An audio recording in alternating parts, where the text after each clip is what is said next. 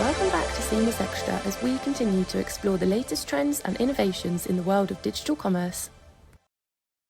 Hey. Hi, Mazen. Welcome to our platform, Seamless Xtra. How are you today? Hi, I'm fine. Thank you for hosting me. Great. And Mazen, obviously everyone is aware of House of Pops, but maybe for those who don't, can you give a quick introduction about yourself and about the brand? Yes, so I'm Mazen Kanaan. I'm the co-founder and CEO of House of Pops. And House of Pops is 100% natural ice cream, focusing on the health and wellness, trying to cover a big range of product. We start with the popsicles, but then our focus is on the ice cream, and there will be many innovations along the way, all under health and wellness.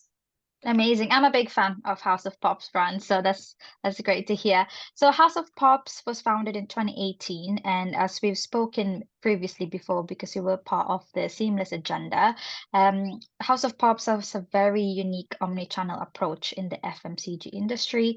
And you mentioned to me that you operate in 6 different channels. You operate in retail and franchise, online, trade, events catering, and more. And it's such a cool and vibrant brand. Maybe let's go with the first question for your advice for entrepreneurs who are starting to launch the business. How can they come up with a cool and vibrant brand or products or services that stands out from the rest of the competition? Sure. So initially, there should definitely be kind of an unmet need for an entrepreneur to really jump on. We can talk a bit more about how to identify this Of unmet need, course. but let's assume there is an unmet need, a gap. This is where the work starts to identify who would be your target consumers.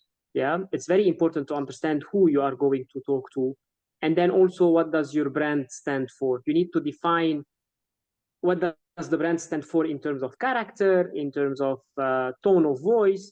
Do you want to be a serious brand? Do you want to be a fun brand? A lot in the world of branding, there is a lot similar to how a character is, like, between people. Someone is funny, someone is serious, someone is an engineer, someone is an artist, and people have different ways of expressing their thoughts. Even the way they dress, it's kind of their own branding. So the brand is something similar. So once you identified your customer target, and you identify and you define what are the values of the brand, then this is where the branding comes into play in order to make your brand relevant to this target group. And it's very important also at this stage to be very consistent. Let's say in terms of branding, in terms of tone of voice, across all the touch points, you need to be consistent in the way you are communicating that. This is what would make it cool, relevant, and then when you hear about the brand or when you see it, automatically the people will feel, okay, yeah, this is House of Pops. In our case, for example, we have adopted the fruit patterns in a very artistic way, all the colors coming together. And you can see it everywhere in the umbrellas, in the packaging, on our social media, we have those patterns. And this, with time, creates kind of let's say, an anchor that people, when they see the umbrella from far, even without House of Pops, they say, okay, most probably there is an ice cream there. So this is extremely important to define, be sharp, and keep hammering across those elements across each touch points.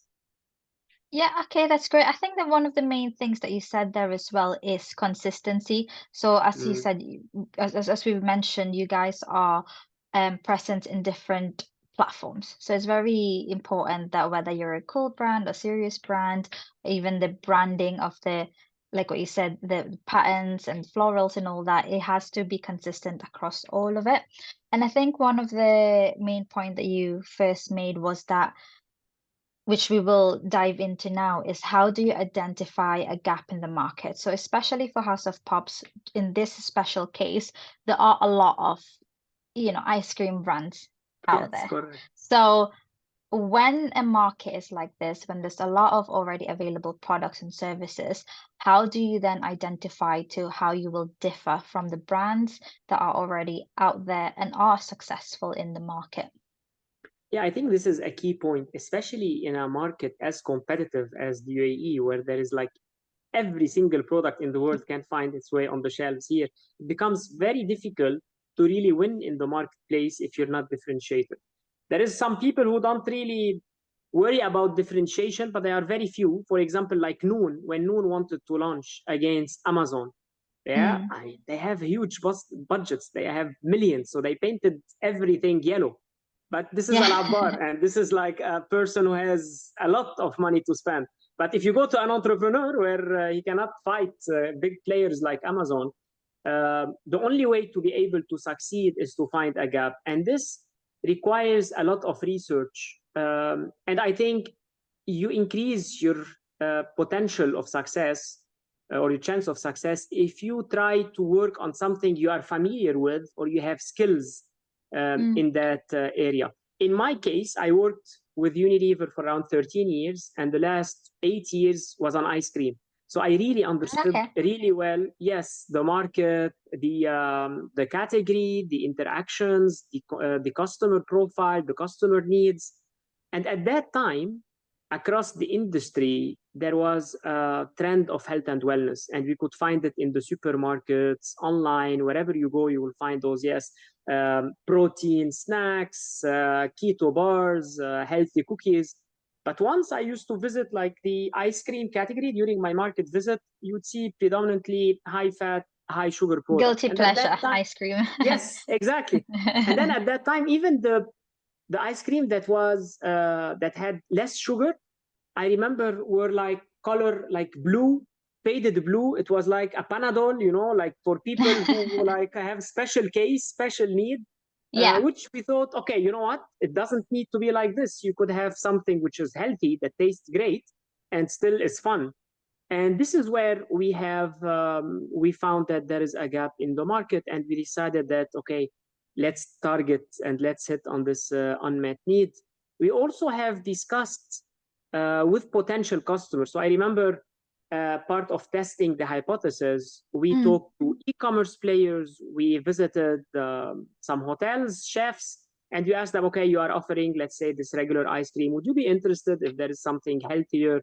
Would you be ready to pay higher for something like that? How important is sustainability? So if you want to talk about how to go about it, first you need to research well the market, identify an unmet need, and make sure that this unmet need can be scalable, because it might be extremely niche and you develop a great solution, but there are maybe 20 people who would be interested. So that's the number one. You need to make sure that it is big enough to qualify as a business opportunity. This is number one. Number two, you need to make sure that you have the right capabilities to develop a product that answers this unmet need. And with that, you need to check also the price at which you will land. Is it affordable? Is there enough people ready to pay this price in order to purchase your product? So there is a lot of qualitative, quantitative work. And once you have all those checks, I think this is where you should feel more confident to really start your work. Yeah, no, that sounds good. Those are really good advice. Like what you said, what you've done well is that you've already used the knowledge that you already have. So based from your previous experience with FMCG, so you already have an understanding of the market. And I think what's really good there is you've touched based on basically what would be my next question is that once you've got a product or service in mind, then what are the next steps? Then how do you break into the market? Because obviously you've mentioned about doing a lot of research and using the resources that you already have. And so once you've done those, then how much do you scale? Like what you said, if you don't have much of a budget, like how much do you scale if you know that there is a big audience out there that's waiting? Yeah, so once you feel confident that, okay, you can answer this with a successful product, it's always important to start with a lean approach.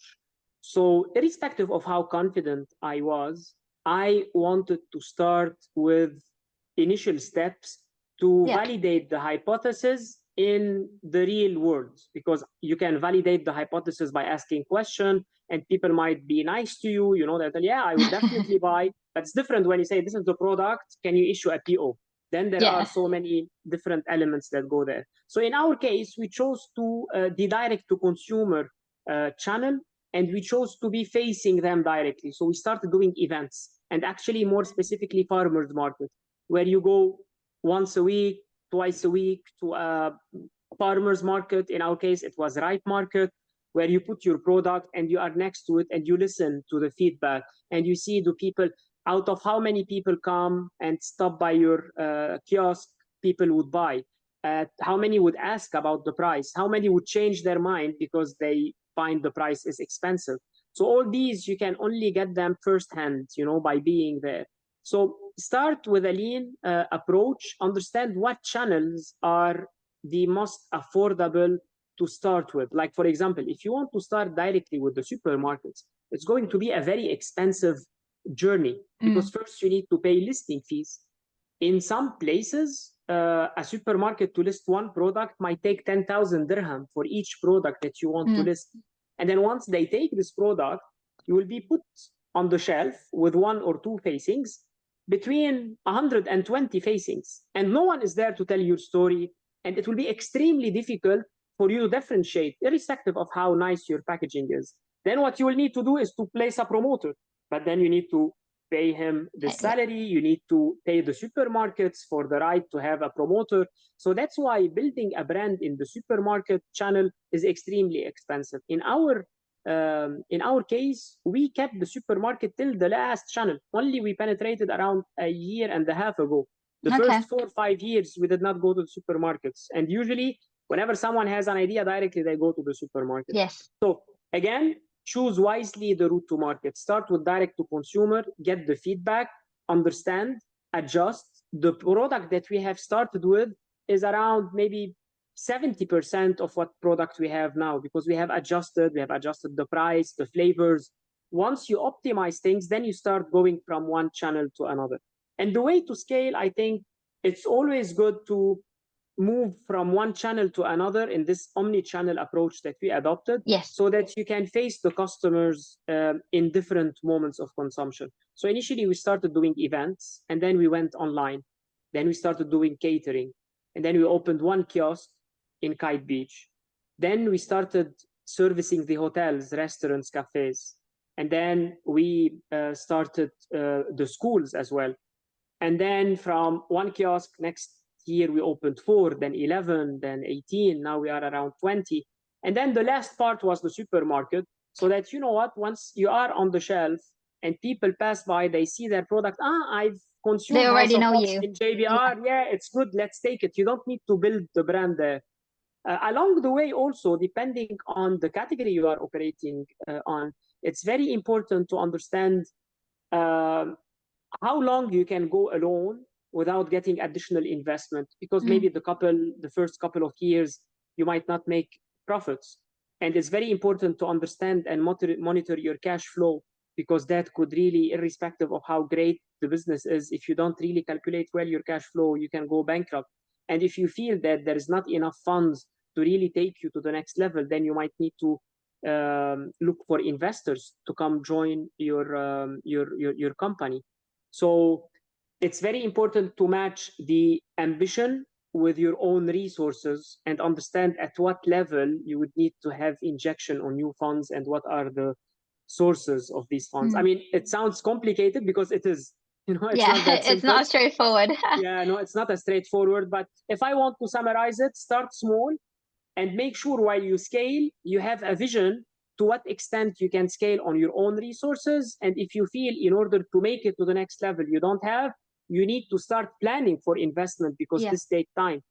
And one thing I have personally experienced is that there is 2 types of profitability. You can be profitable in the first year, in the second year, but you need also for you to make a good business, you need to study well how can you be profitable at scale.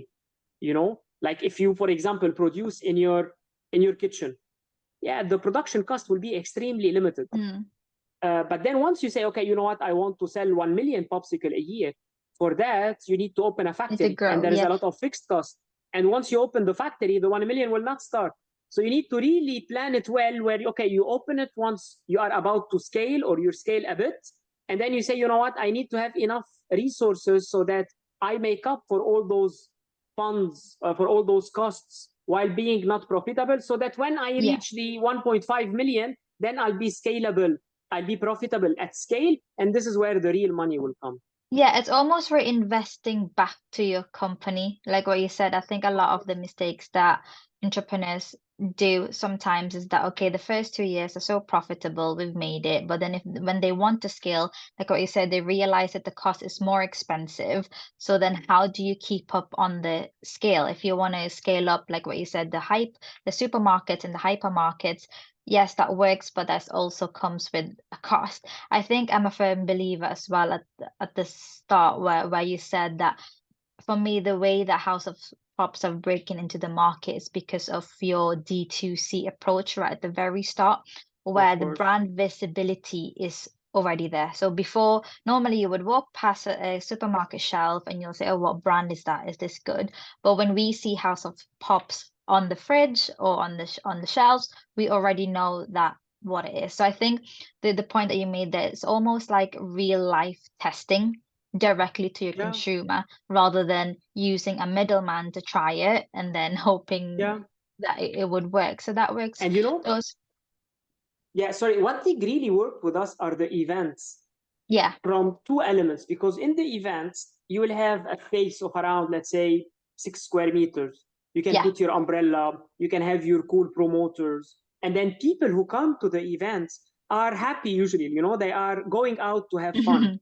And this is where a good positive emotional bonding happens between the product and the people. And this is where it leaves a strong impact in them. And also when you do it, not only you are exposing your brand, but you are also selling. So it is a way to advertise. You have your full branding, and it's not just purely advertising money that's being burned. In 90% of those events, we make profits. So it was really working well with us, where we go make this bonding, make this impact with the consumers while advertising our brand, which we can get the benefit of it in the second part. Yeah, well, that's great to hear. And I think that segues nicely to my next question is, okay, once you've got the product, once you know what to change around it, and once you know what's your plan on scaling, how do you then advertise? How do you then market it? Like, how, as I mentioned it before, the House of Brand is such a cool and vibrant brand, House of Pops. So then how do you put that across? How do you put across health and wellness into your marketing campaigns? So initially, definitely the social media, the Instagram, the TikTok, those are really common. So I don't have much of added value to talk about them. But what I think can make a difference is being active in your ecosystem, all right, in the community. Like, for example, we have the Dubai 30 by 30, the health and wellness, or the Dubai run, or the healthy month, where everyone does activity. So one of the cool things that I have done last year, and I think we can also do it this year, this run where they close Sheikh Zayed and Area. So what we thought to do is that, okay, we got those giant mango pops, but they are made printed, like you hold it and there is a big mango coming out of a tissue.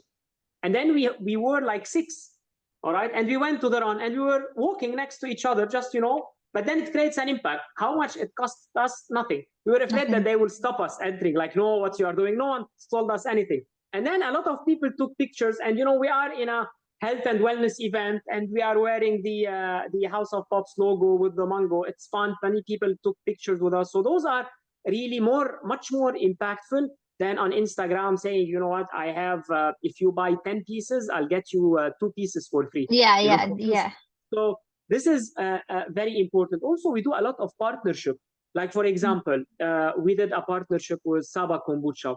There is a kombucha brand that is also on the health and wellness. Then we say, well, you know what, we can do a popsicle with kombucha. There is, other brands. So we look, what are the brands that are in the health and wellness?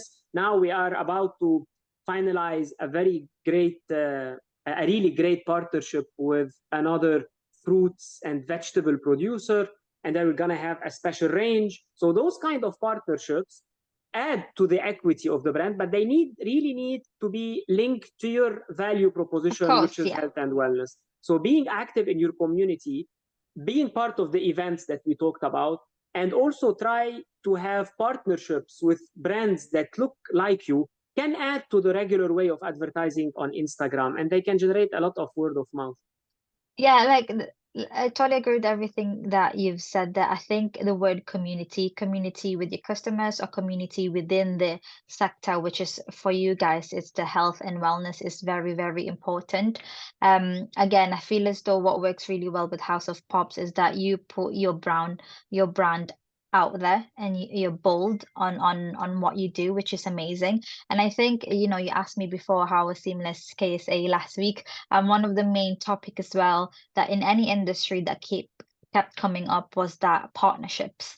So whether that's with a supplier, manufacturer, or like what you said with your community, how do you? It's almost like free marketing, like what you said, the words of mouth, it's already there, and nothing is like the way that social media works is it works really well when you have a community, and once that community is already talking about you, then you're winning. You're winning in the game.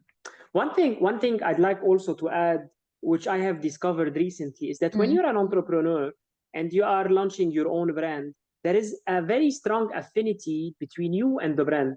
And whatever you do well or you get exposure, the brand benefits. And when the brand also get exposure, you benefit. And that's why in the last 2 years, I've been extremely active on LinkedIn. Yeah. I also been extremely active in having opportunities to talk about House of Pops. And I think several times I attended the Seamless, and you were very kind to give me a spot to be part of a general topic. You don't need every time to go and say, you know what, I think House of Pops is great because it's healthy. You can just go be on a panel, talk about the importance of sustainability. Automatically, the people, the audience will connect you with health and wellness, and House of Pops will benefit from that. So go and talk about things that are around what the brand is pitching for without directly being commercial, you know, and selling your brand. This can help a lot as well in advertising. That's good. I think especially, you know, I follow you on LinkedIn. I think you're almost the face of the brand as well. And, you know, the videos and the post that you made from your exhibition last week in Paris, that in itself is a marketing strategy where I feel as though if you have an entrepreneur that truly believes and loves the brand, it will always show. And I think with the Seamless event that we have, you know, I invite a lot of very successful entrepreneurs, and you can just tell when they believe in the brand, in everything that it's supposed to be doing. Exactly. So I suppose, Mazen, those are very great advice, but then any last words for entrepreneurs or for anyone in the retail ice cream industry on how to be successful and what to do? Yeah, if I want to close by the main things that I think are important if you really want to start something, especially in the food, health, and wellness, is being super sharp on what you are proposing. You know, there are a lot of examples of brands who have a short-term thinking and saying, okay, you know what, we are going to this event and we are so much about health and wellness, but also there are people who want to have, let's say, high fat, high sugary product. Let's offer them as well. Let me have a Nutella popsicle. Let me have an Oreo popsicle. No, why not? If someone wants something healthy, I have the mango. If someone wants, but this kills the brand, because then it kills really what you stand for. So you need to be resilient in terms of diluting what you are standing for. And even if you want to miss a bit of opportunities on the short term, but you will make much bigger gains on the long term by being consistent and religious about what your brand stands for. So that staying would be true to your brand. Yes, exactly. Okay, amazing. Well, thank you so much, Mazen. We can't wait to publish this interview at Seamless Xtra platform. And as you know, we've worked together now for many editions of Seamless Middle East. So we do look forward to seeing you next year for the May 2025. Looking forward for that. Have a good day. Thank you for hosting me again.